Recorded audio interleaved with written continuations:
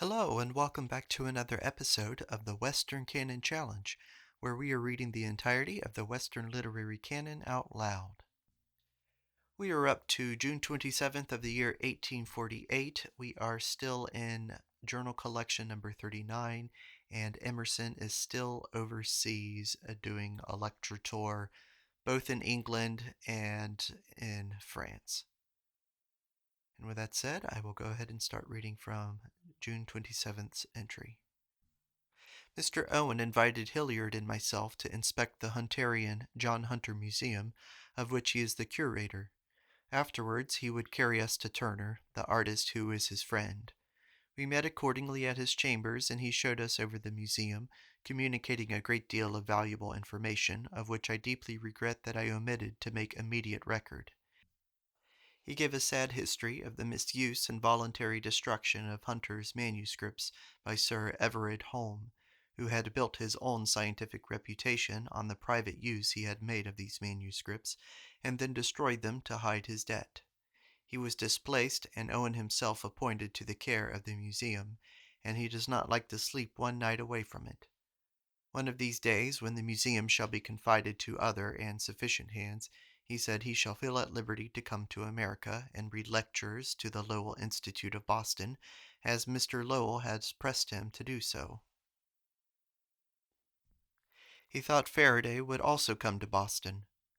Owen seemed to me an Englishman who had made a prodigious stride in scientific liberalism for an Englishman, and had dignified himself in the good opinion of his countrymen by fixing a certain fierce limitation to his progress, and abusing without mercy all such as ventured a little farther, these poor transmutationists, for example. He carried us to Turner's studio, but Turner, though he had written him a note to announce his visit, was gone. So he showed us the pictures. In his earlier pictures, he said Turner painted conventionally, painted what he knew was there, finished the coat and buttons. In the later, he paints only what the eye really sees, and gives the genius of the city or landscape. He was engaged to paint a whale ship, query the slave ship EWE, and he came one day to see Mr. Owen, and asked to see a mullet. Agassiz said a Clio, and begged him to explain to him from the beginning the natural history of the creature, which he did. And Turner followed him with great accuracy. In process of time the picture was painted, and Owen went there to see his mullet. Quote, "I could not find it," he said, "in the picture, but I doubt not it is all there." He told us that one day, being present at the annual dinner of the Royal Academy, which takes place in the gallery itself, as the shades of evening darkened around, all the pictures became opaque, all but Turner's, and these still glittered like gems, as if having light in themselves. I was much struck with the elevated manner in which Mr. Owen spoke of the few men of science he named. Of Agassiz and others he said, "Each had a manner and a certain strength, and his own foible too." And he thought he could well discern that in all they did, and I think, he added, I can see the same in myself too. Turner's face, I was told, resembles much the heads of Punch. Elsewhere in the journal Mr. Emerson gives this anecdote. Turner told Stanfield he will not suffer any portrait to be taken of him, for nobody would ever believe that such an ugly fellow made such beautiful things. It was Miss Blank of New Haven who, on reading Ruskin's book, said Nature was Mrs. Turner. By the kind offices of Mr. Milnes, Mr. Milman, Lord Morpeth, and I know not what other gentlemen, I found myself elected into the Athenaeum Club during my temporary residence in England, a privilege one must prize, not only because 10 foreigners are eligible at any one time, but because it gives all the rights of a member in the library and reading room, a home to sit in, and see the best company, and a coffee room, if you like it, where you eat at cost. Milnes, Milman, Crabbe, Robinson, and many good men are always to be found there. Milnes is the most good-natured man in England, made of sugar. He is everywhere and knows everything, has the largest range of acquaintances, from the Chartist to the Lord Chancellor, fat, easy, affable, and obliging, a little careless and sloven in his dress. His speeches in Parliament are always unlucky, and a signal for emptying the House. A topic of great mirth to himself and all his friends, who frankly twit him with it. He is so entirely at home everywhere, and takes life so quietly, that Sidney Smith called him, quote, the cool of the evening, and I remember I was told some anecdotes of exploits of well-bred effrontery. They address him now as Citoyen Milnes since Punch's, that is Thackeray's late list of the ministry, but with pure feeling between jest and earnest they speak of him as really one who might play one day the part of Lamartine in England. Carlyle, at the first meeting of the London Library, proposed to sacrifice Milnes as a sort of acceptable Iphigenia. When he breakfasted somewhere with the Archbishop of Canterbury, his friend said, now, Milnes, I beg you not to slap him on the back and call him Canterbury before breakfast is half over. His good humor is infinite. He makes bad speeches of exquisite infelicity, and joins in the laugh against himself. He is very liberal of his money, and sincerely kind and useful to young people of merit. Coventry Patmore told me that Milnes had procured him spontaneously the place he holds of sub-librarian in the British Museum, and that he had known many good deeds of his. Jane Carlyle testified to his generosity, rare, she said, among people of fashion, with his money. For my part, I found him uniformly kind and useful to me both in London and in Paris. He procured me cards to Lady Palmerston's soiree, introduced me there, and took pains to show me all the remarkable persons there, the Crown Prince of Russia, the Prince of Syracuse, Rothschild, a round, young, comfortable-looking man, Mr. Hope, reputed the richest commoner in England, the Turkish ambassador, Lord Lincoln, head of the Young England party, and princely foreigners whose names I have forgotten. Milnes took pains to make me acquainted with Chevalier Bunsen and Lady Bunsen, whom I had already met at Mr. Bancroft's, with young Mr. Cowper, son of Lady Palmerston, with Disraeli, and with Macaulay, whom I met here for the second time. I had a few words with both Lord and Lady Palmerston. He is frank, at least in manner, Bancroft says, far from frank in business, affable, of a strong but cheerful and ringing speech. But I soon had enough of this fine spectacle, and escaped. Milnes sent me again another card from Lady Palmerston, but I did not go. Milnes again befriended me at Sir William Molesworth's, where Bancroft carried me, one night, and made me acquainted with Dr. Elliotson, and a very sensible young man, member of Parliament, whose name I have lost. At Paris he carried me to de Tocqueville, and at last my Exeter Hall lectures in London. He took the chair and made a closing speech full of praises, perfectly well meant, if not felicitous. He is one of the most valuable companions in London, too, for the multitude of anecdotes he tells about good people, and at Paris I found him equally acquainted with everybody, and a privileged man, with his pockets full of free cards which admitted him everywhere. Milnes said in my presence that he desired nothing so much as to make a good speech in Parliament. The distinguished Mrs. Norton, to whom I was carried one day by Carlyle, said that, quote, Milnes and Disraeli were the two remarkable political failures which she had known. Viscount Melbourne's letter in reply to Lord Brougham's sheets of objections. Quote, Dear B., I am sorry you do not like my appointment of N. Pray expedite the matter through all the forms as fast as possible. Yours, M. Topics of conversation in England are Irish affairs, universal suffrage, pauperism, public education, right and duty of government to interfere with increase of population, taxes. Paris and London have this difference, that Paris exists for the foreigner, serves him, whilst in London is the Londoner who is much in the foreigner's way. England has built London for its own use. France has built Paris for the world. The French have this wonderful street courage. The least dislike, the smallest unpopularity is intolerable to them, but they will take your fire with indifference. And is this a world to ride virtues in? There must, then, be revolutions to bring them out. In Blanquy's Club des Droits de l'Homme, an orator in blouse said, Why should the rich fear that we shall not protect their property? We shall guard it with the utmost care, in the belief that it will soon be our own. People eat the same dinner at every house in England. 1. Soup. 2. Fish. 3. Beef, mutton, or hare. 4. Birds. 5. Pudding and pastry and jellies. 6. Cheese. 7. Grapes, nuts, and wine. During dinner, hock and champagne are offered you by the servant, and sherry stands at the corners of the table. Healths are not much drunk in fashionable houses. After the cloth is removed, 3 bottles, namely port, sherry, and claret, invariably circulate. What rivers of wine are drunk in all England daily? One would say every guest drinks 6 glasses. The English youth has a narrow road to travel. Besides his horse and gun, all he knows is the door to the House of Commons. Landseer, the only genius of the Academy exhibition. Leslie, very sensible and pleasing. There are many English portraits, the true national type. And there's an English word, of Gibson, like the admirably finished pictures of Scheffer, show want of all object with great powers of execution, so that we get noble vases empty. I bring home from England 1. The Heimskringla, or Sea Kings of Norway, translated by Lang. 2. Wood's Athenae Oxyonsis. 3. Beattie. 4.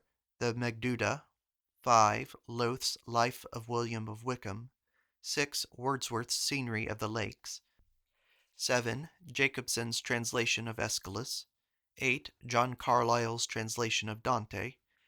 9. Mill's Political Economy. I thought how great men build substructures, and, like Cologne Cathedral, these are never finished. Lord Bacon begins, Behmen begins, Goethe, Fourier, they all begin. We, credulous, believe, of course, they can finish as they begun. If you praise them, they fly to a new topic, and here again open a magnificent promise which serves the turn of interesting you and silencing your reproaches. I stayed in London till I had become acquainted with all the styles of face in the street, until I had found the suburbs and then straggling houses on each end of the city. Then I took a cab, left my farewell cards, and came home. I saw Alison, Thackeray, Cobden, Tennyson, Bailey, Marston, Macaulay, Hallam, Disraeli, Milnes, Wilson, Jeffrey, Wordsworth, Carlyle, Dickens, Lockhart, Proctor, Montgomery, Collier, Kenyon, Stevenson, Buckland, Sedgwick, Lyell, Edward Forbes, Richard Owen, Robert Owen, Cruikshank, Jenny Lind, Grissy, William Allingham, David Scott, William B. Scott, Kinglake, de Tocqueville, Lamartine, Leverrier, Rachel, Barbès, Eastlake, Spence, Wilkinson, Duke of Wellington, Brougham, Joanna Baillie, De Quincey, Sir C. Fellows, Sir Henry de la Beche, John Forster. Editor's note. Just before his final departure from London, Mr. Emerson visited Cambridge, and the next day went with Carlyle to Salisbury, and thence by carriage to Amesbury on July 7th, whence they walked to Stonehenge. Next day they visited the Sacred Circle again with the local antiquary, then saw Wilton House, and passed Sunday with Arthur Helps at Bishop's Waltham. Monday they spent at Winchester. Of this excursion Mr. Emerson gives a full account in English Traits. End note. At Stonehenge it was impossible to forget Turner's pictures. In the English landscape the combed fields have the softest look and seem touched with a pencil and not with a plough. July 12th. With Mr. Kenyon and Hilliard I joined the Jays in a visit to Stoke Poges, where is Gray's churchyard, then to Eton, where we found 600 or 700 boys, the flower of English youth, some of them at cricket on the green, others strolling in the groups and pairs, some rowing in the river, and recalled Lamb's remark, "What a pity that these fine boys should be changed into frivolous members of Parliament." Kenyon recalled verses of his own, of which I only remember, quote, "Oh, give us back our lusty youth," and the whole place remembered Gray. Kenyon asked if ever a dirty request was couched in more beautiful verse than in the hints touching living and preferments addressed to Duke of Grafton in the Cambridge Installation Ode. Quote, "Thy liberal heart, thy judging eye, the flower unheeded shall descry, and bid it round heaven's altar shed the fragrance of its blushing head, shall raise from earth the latent gem to glitter on the diadem. After seeing the chapel, we went to Windsor, where the tickets of the Jays procured admittance for the whole party to the private apartments of Her Majesty. We traversed the long corridors which form the gallery of sculpture and paintings, then the chambers, dining room, and reception rooms of this palace. The green expanse of trim counties which these widows command, beginning with a mile of garden in front, is excellent. Then to the royal mews, where 100 horses are kept. Listened reverentially to all that grooms told us of the favorite horses, looked at the carriages, etc. If hard came to hard, the camel has a good deal of hump left to spin from. In St. George's Chapel, Mr. Kenyon pointed out the true character of stained glass windows, which is not in large figures or good drawings, but in gem-like splendor and condensation. In like manner he quoted Lady Morgan's notion on carpets, that they should be spread, not nailed, and there should not be great elaborate figures, but such a disposition of forms and colors that they should seem like jewels trodden in. From Windsor we went to Virginia Water, the toy lake and toy fishing house of George IV., but the expense squandered on these grounds does not save them from the ridicule of a tawdry counterfeit, and the spectator grudge his time. Here is a made waterfall, or a made ruin, the Persepolis of the woods, constructed of stones brought from the ruins of Carthage. 2 red flags hanging from the little frigates afloat were quite too important in the raree show. We suspected the 2 or 3 people in the boat were hired to sit there by the day, and the eye mistrusted the houses might be pasteboard and the rocks barley candy. Mr. Emerson sailed from Liverpool July 15th. At sea, July 19th. The road from Liverpool to New York is long, crooked, rough, rainy, and windy. Even good company will hardly make it agreeable. 4 meals a day is the usual expedient. 4 and 5 in the extreme remedy shows the exasperation of the case. And much wine and porter are the amusements of wise men in this sad place. Never was a well-appointed dinner with all scientific belongings so philosophic a thing as at sea. Even the restless American finds himself at last at leisure. The letter-bag is Captain Hoxie's best passenger. It neither eats nor drinks, and yet pays in Liverpool a passenger's fare. Captain H. tells me that he usually carries between 4,000 and 5,000 letters each way. At the New York post office they count his letters and pay him 2 cents for every one. At Liverpool, 2 pence. He received in Liverpool £39 the last time. I was accustomed to characterize Alcott in England by saying that he was the one man I had met who could read Plato without surprise. Questions. What is the Latin grace at Oxford? Benedictus, benedicat, benedicitur, benedicator. Is Carlyle a voter? Was Coleridge? The 6 points of Chartism. 1. Universal suffrage. 2. Vote by ballot. 3. Paid legislation. 4. Annual parliament. 5. Equality of electoral districts. 6. No property qualification. At sea, July 23rd. Dragged day and night continually through the water by this steam engine at the rate of near 12 knots or 14 statute miles the hour. In the nearing America, my inviting port, England loses its recent overweight. America resumes its commanding claims. One long disgust is the sea. No personal bribe would hire one who loves the present moment. Who am I to be treated in this ignominious manner, tipped up, shoved against the side of the house, rolled over, suffocated with bilge, memphitis, and stewing oil? These lackluster days go whistling over us, and are those intercalaries I have often asked for, and am cursed now with, the worthless granting of my prayer. Thomas G. Appleton makes now his 14th passage. Shakespeare will do, he said. The English habit of betting makes them much more accurate than we are in their knowledge of particulars. Quote, which is the longest river, the Mississippi or the Missouri? They are about the same length. About? That won't do. I've a bet upon it. Captain Lott says that 'tis difficult to know in America the precise speed of a boat because the distances are not settled between the cities, and we overrate them. In England, the distance from Boston to New York would be measured to half a foot. He says that the boat is yet to be built that will go through the water 19 miles per hour. In the cabin, conversations about England and America, Tom Appleton amused us all by tracing all English performance home to the dear Puritans, and affirming that the Pope also was once in South America, and there met a Yankee who gave him notions on politics and religion.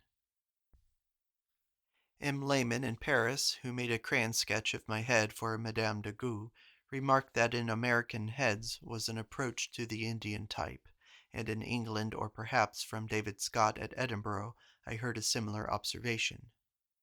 Gilpin's forest scenery is a good example of the sincerity of English culture. August.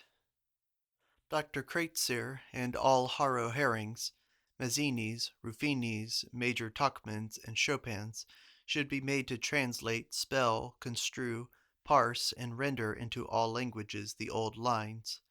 How small, of all that human hearts endure, the part that laws or kings can cause or cure. And then there's an untranslated section of a novel from George Sand. Dear Doctor, is there any resurrection? What do you think?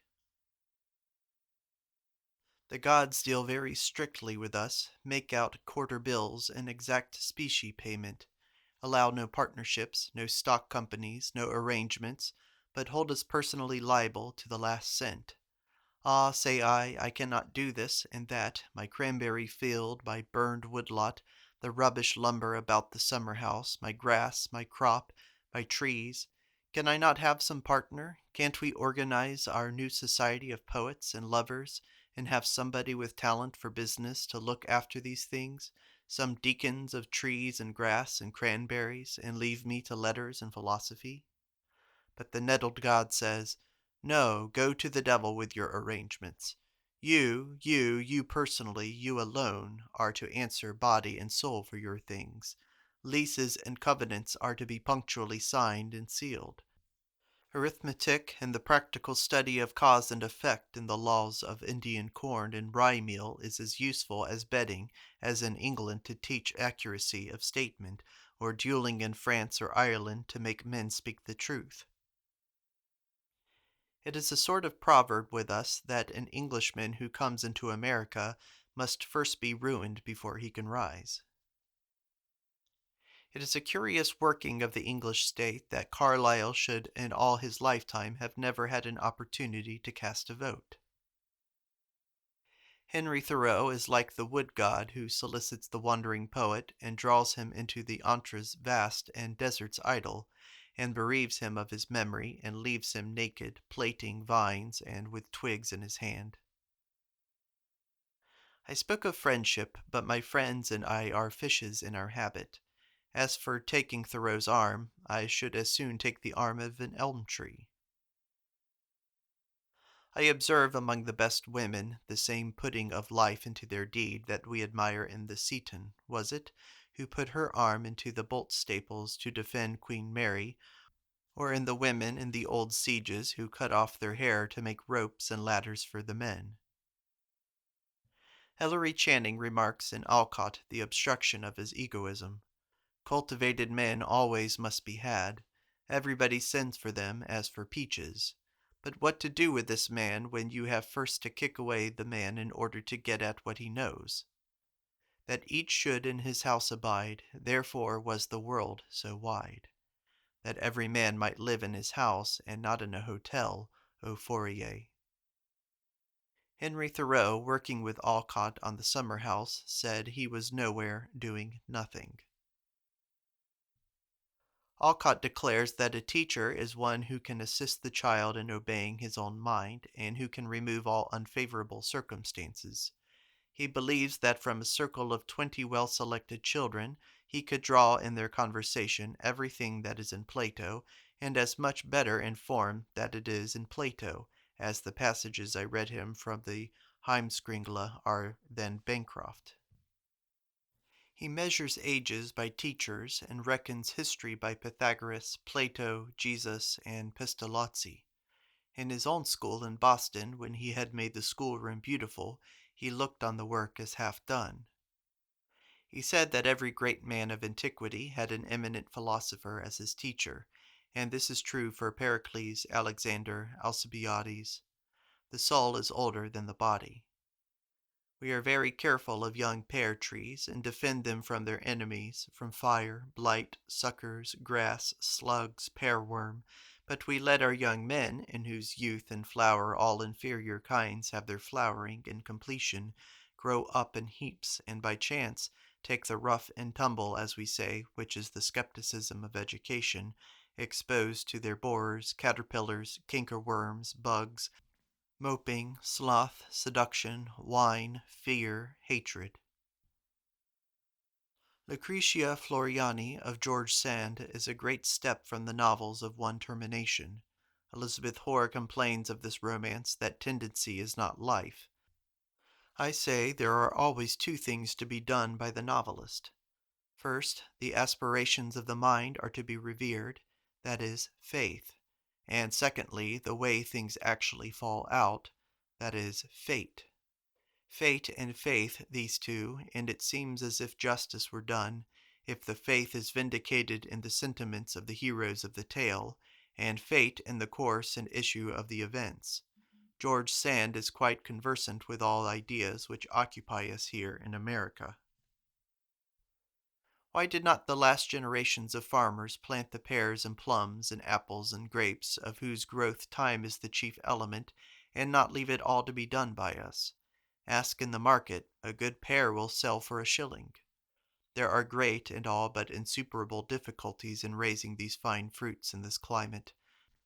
Borer, mouse, curculo, and bug and caterpillar have settled a democratic majority against these Whig fruits, and they have become a party of despair and only maintain a local existence in some few protected Bostons and Vermonts. That reply of the shilling is a quite impersonal parliamentary reply. It is a voice of things, of fates, of the general order of the world. It is as a practical answer, however, subject to this question. Was it not a reply for the last generation, and are there no new elements now which will make a new reply? A broad, slattern farming, it has been said, was the true policy of our New England men, and not the trim garden farming of the English. Neither were there many buyers of fruit. Now there are more people, the land is more easily manured, and rich fruits can be raised, fed, protected, and ripened. Now there are fences also. To me, one good pear tree bearing Bartlett's is a verdict. Why should not my trees know the way towards the sky as well as yours? When I go into a good garden and nursery, I think if it were mine, I should never go out of it. I observe that all the bookish men have a tendency to believe that they are unpopular. Parker gravely informs me by word and by letter that he is precisely the most unpopular of all men in New England. Alcott believes the same thing of himself, and I, no doubt, if they had not anticipated me in claiming this distinction, should have claimed it for myself. The old writers, such as Montaigne, Milton, Browne, when they had put down their thoughts, jumped into their book bodily themselves, so that we have all that is left of them in our shelves. There is not a pinch of dust beside. The Norsemen wrote with a crowbar, and we with gillot pens. September 10th.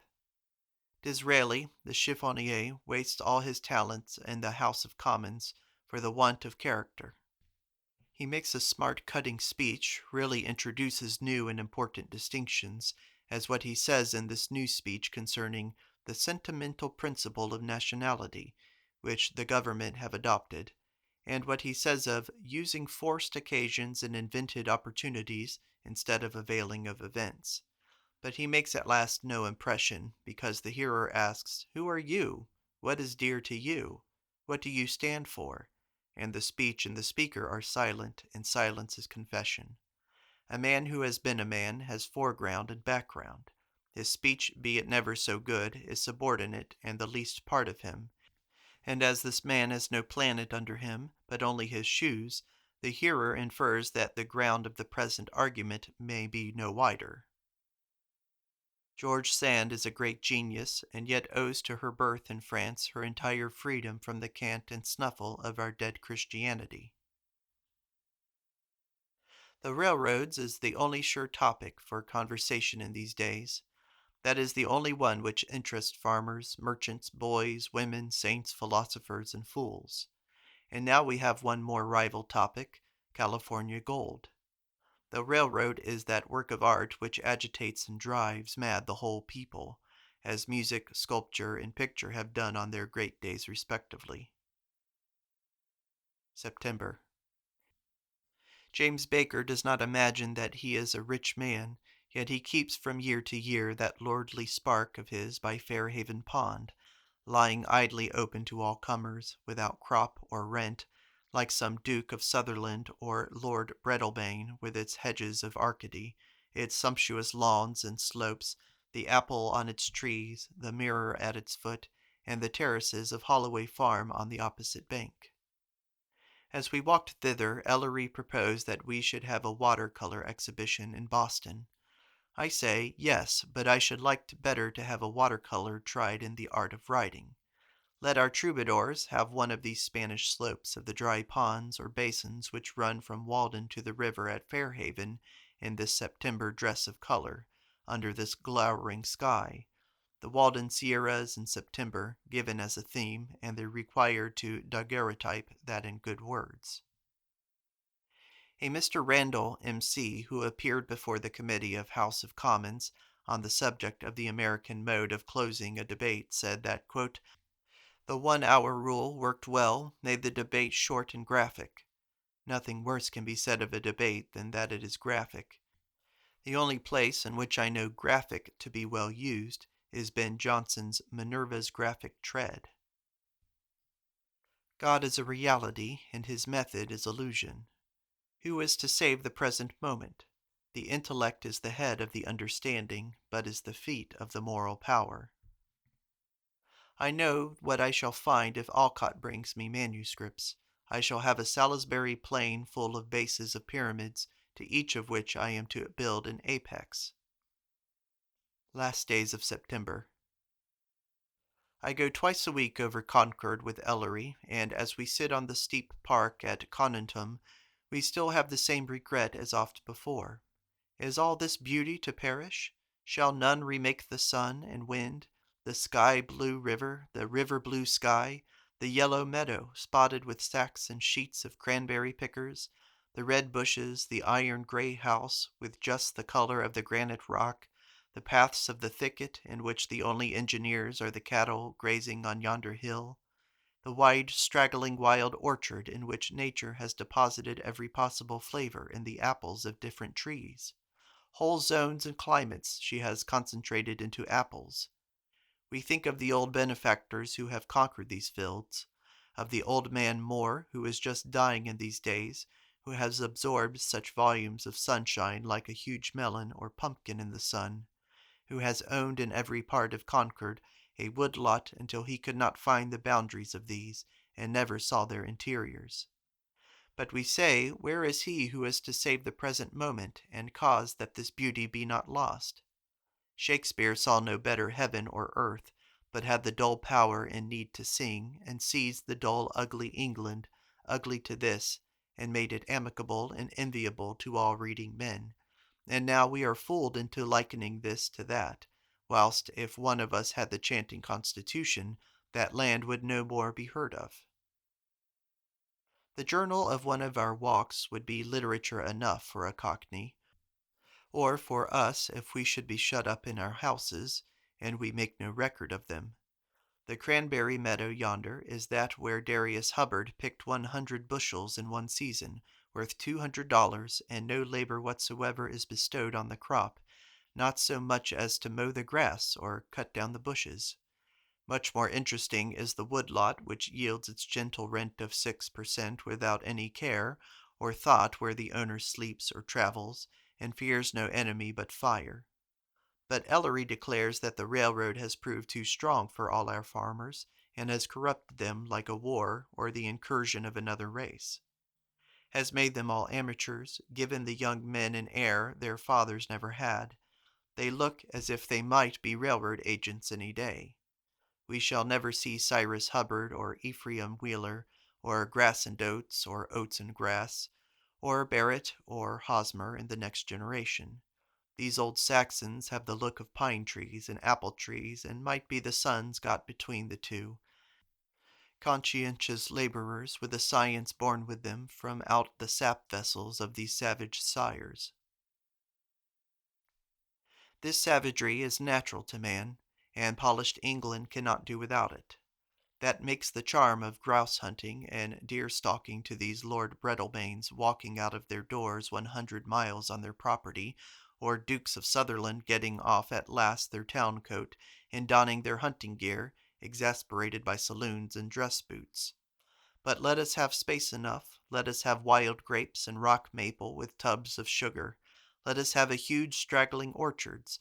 Let us have the Ebba Hubbard pear, hemlock, savin, spruce, walnut, and oak, cider mills with tons of pomace, peat, cows, horses, paddies, carts, and sleds.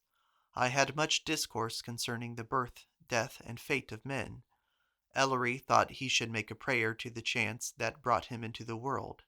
I, that when the child had escaped out of the womb, he cries, I thank the bridge that brought me safe over. I would not for 10 worlds take the next man's chance. Will they one of these days at Furrierville make boys and girls to order and pattern? I want, Mr. Christmas officer, a boy between number 17 and number 134, half and half of both, or you might add a trace of 113. I want another girl like the one I took yesterday, only you can put in a leetle more of the devil. Intellect detaches, yet the way men of talent make fools of themselves is by too much detachment. A man knocks at my door and says, I am now for 6 years devoted to the sun. I study the sun that I may thence deduce the laws of the universe. I say I will not dispute against the sun, but beware of taking any one thing out of its connections, for that way folly lies. A little too much in the French novel about this superb chevalier. The less said of that meteor the better. It is of quite unspeakable character, seat of illusion, and comes as near to witchcraft and humbugging as anything in nature. October 1st.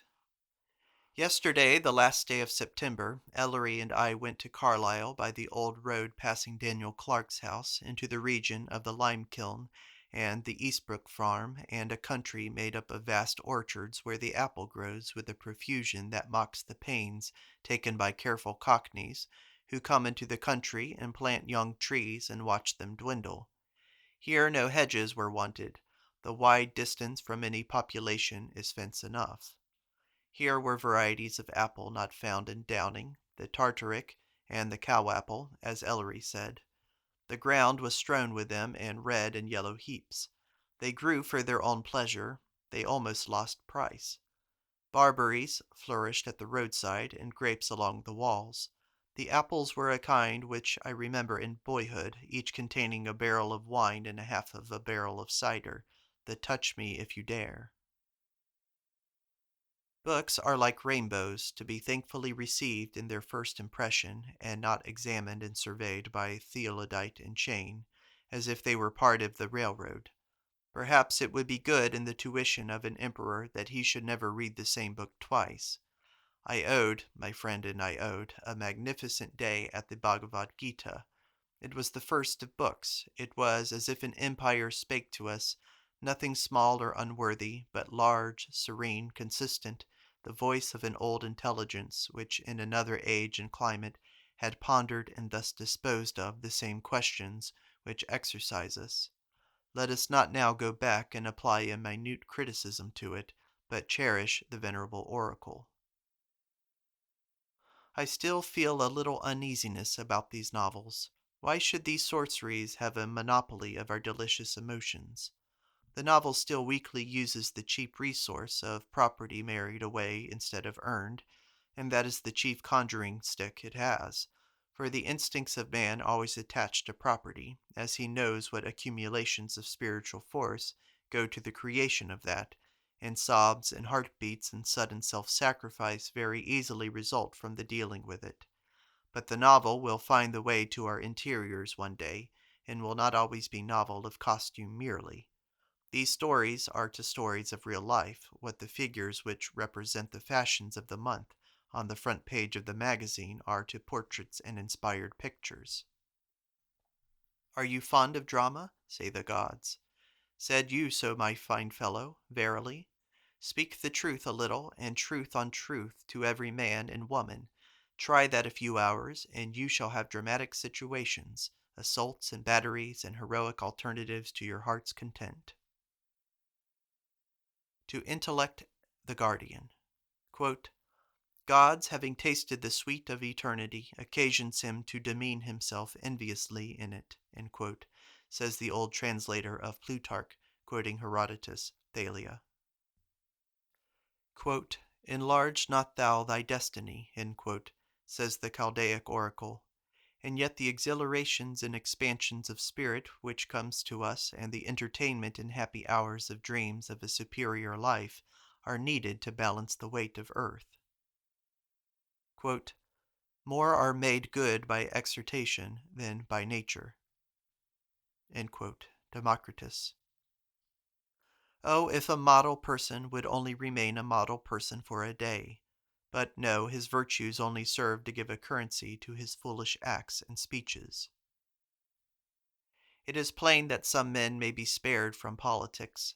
The salvation of America and of the human race depends on the next election, if we believe the newspapers. But so it was last year, and so it was the year before, and our fathers believed the same thing 40 years ago.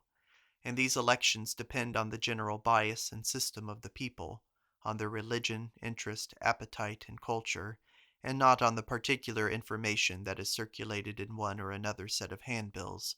The whole action of the scholar is mediate and to remote ends, and voting is not for him. His poem is good because it is not written to any person or moment, but to life generalized and perspectivized. He does not live by the same calendar as the banker, but by the sidereal time of cause and consequence.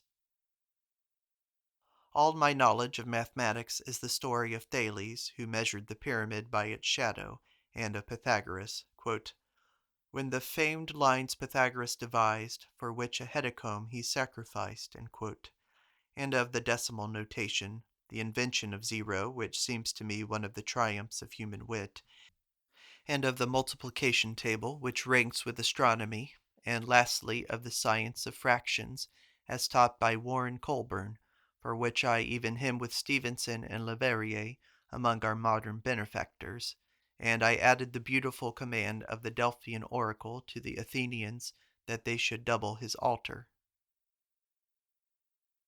A child is better unborn than untaught. Certainly he is. Great cities, enormous populations, are disgusting, like the population of cheese, like hills of ants or swarms of fleas. The more, the worse, but if they contain Merlins and Corneliuses, Friar Bacons, and Crichtons, if road makers, mathematicians, astronomers, chemists, good kings like Alfred, poets like Chaucer, inventors, farmers, and sailors, who know the elements and can make them work, memories, imaginations, combinings, perseverances, arts, music, architecture, nations of Spartans, of Athenians, of English, aristocratic men, and not maggots. Then the more the merrier. Open the gates, let the miracle of generation go on.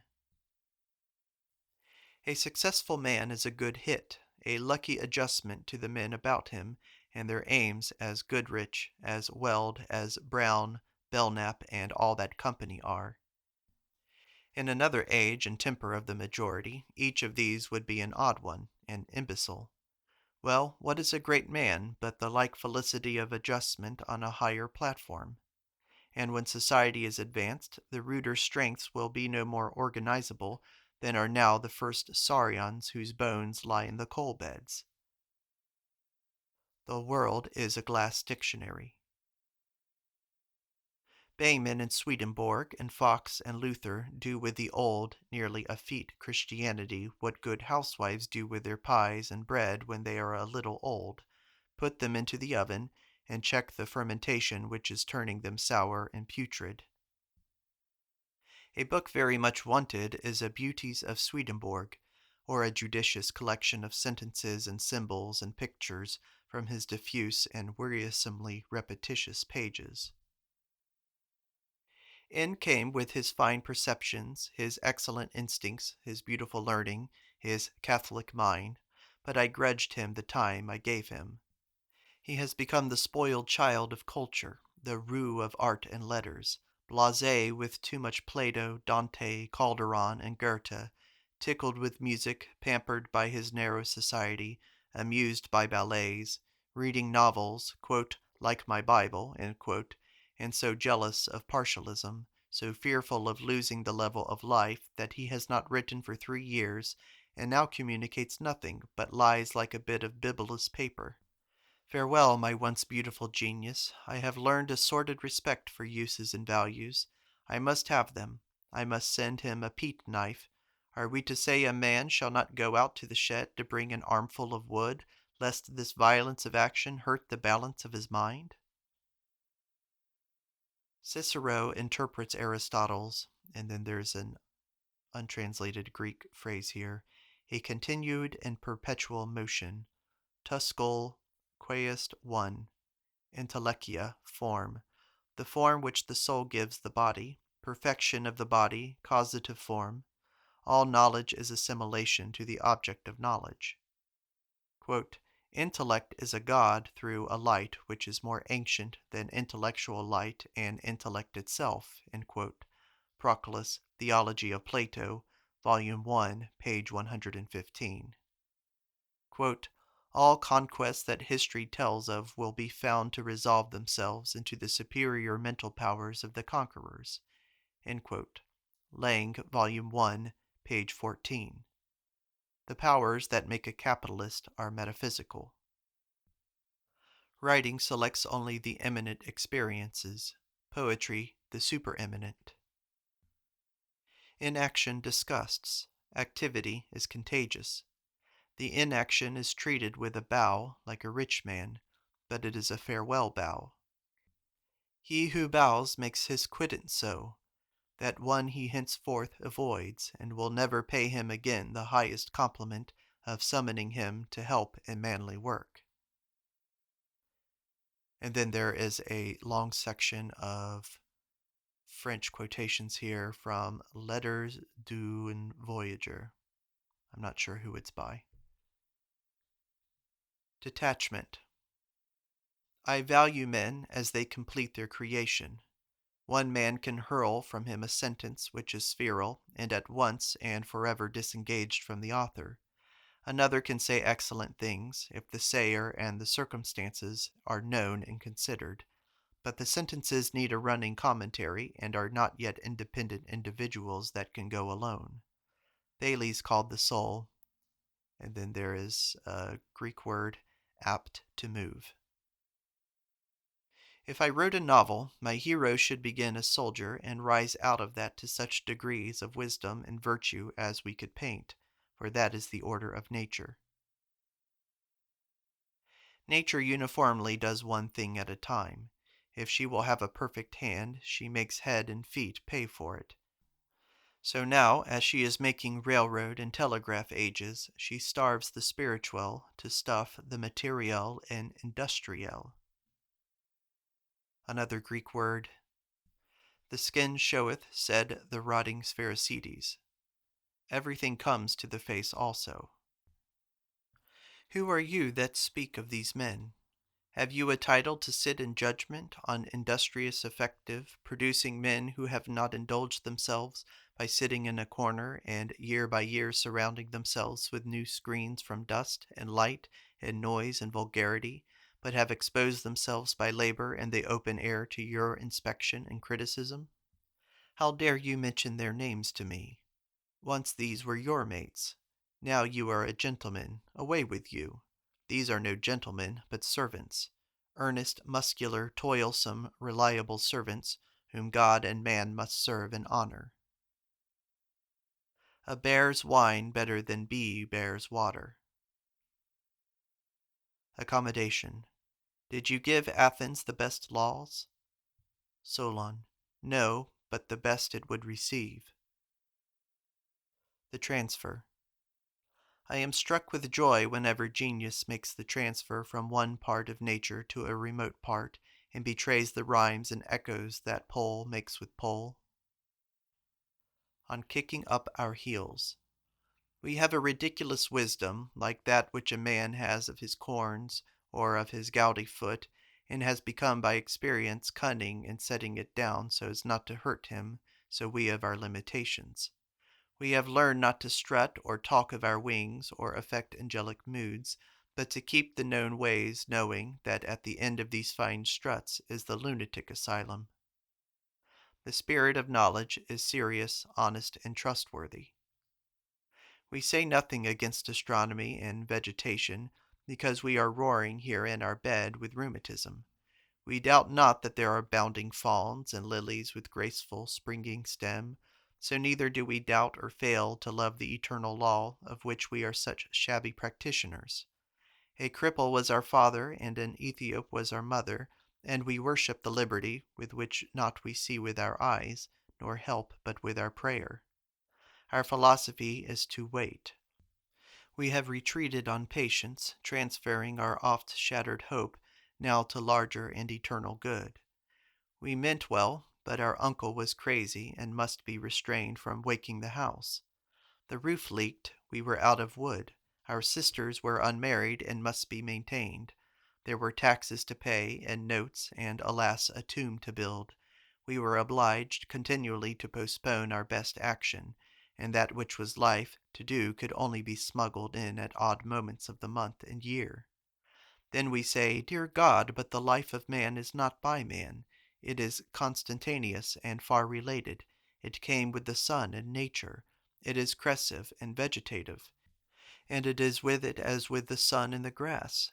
I obey the beautiful necessity. The powers that I want will be supplied as I am supplied, and the philosophy of waiting is sustained by all the oracles of the universe. God never made such a bungler as I am at any practical work, therefore I keep clear of the garden and the phalanstery. Henry Thoreau sports the doctrines of activity, but I say, what do we? We want to sally into the regions of wisdom, and do we go out and lay stone wall or dig a well or turnips? No, we leave the children, sit down by a fire, compose our bodies to corpses, shut our hands, shut our eyes, that we may be entranced and see truly. Sir David Brewster gives exact directions for microscopic observations, thus, quote, lie down on your back and hold the single lens and object over your eye, etc. Do you think ecstasy is ever communicable? The most powerful means are the cheapest: fire, water, fresh air, the stroke of the hand, a kind eye, a serene face. These are the drugs of Aesculapius and Galen, and these leave the whole apothecary's shop to inferior and busier doctors. Then there's an untranslated French quotation there. Quote, wherein do philosophers excel other men? End quote. Quote, though all laws were abolished, we should lead the same lives, end quote, answered Aristippus. Quote, for we should dare to affirm the truth, especially when speaking concerning the truth, end quote. Phaedrus, Taylor, Volume 3. Then there is an untranslated quotation from Goethe, seemingly on the topic of immortality. Quote, is individuality the preached immortality? End quote. That death takes us away from ill things, not from good. 'Tis an intellectual quality. He has it who gives life to all names, persons, things, so that Greek mythology dies not for him, nor any art is lost. Raphael had no need of more originality than to watch the clouds and men. Doctrine of leasts. The principle of all things, entrails made of smallest entrails, bone of smallest bone, blood of small sanguine drops reduced to one, gold of small grains, earth of small sands compacted, small drops to water, sparks to fire contracted. Lucretius Apud Stanley. Every director is also a bank. Every poem must be made up of lines that are poems. Every hose in nature fits every hydrant. Every atom screws to every atom. So only is crystallization, chemistry, vegetable, and animal possible. Lectures. 1. The superlative. 2. Reading. 3. Natural aristocracy. 4. Natural history of intellect, Part 1. 5. Natural history of intellect, Part 2. 6. Natural history of intellect, Part 3. 7. Spirit of the age. England. Not to see a knife made, but to see the country of success, I who delighted in success departed. I went out by invitation of some societies to read lectures in Lancashire and Yorkshire, yet I could not have contrived so ingenious a scheme for seeing towns and cities, men and things with thoroughness as that I blundered into.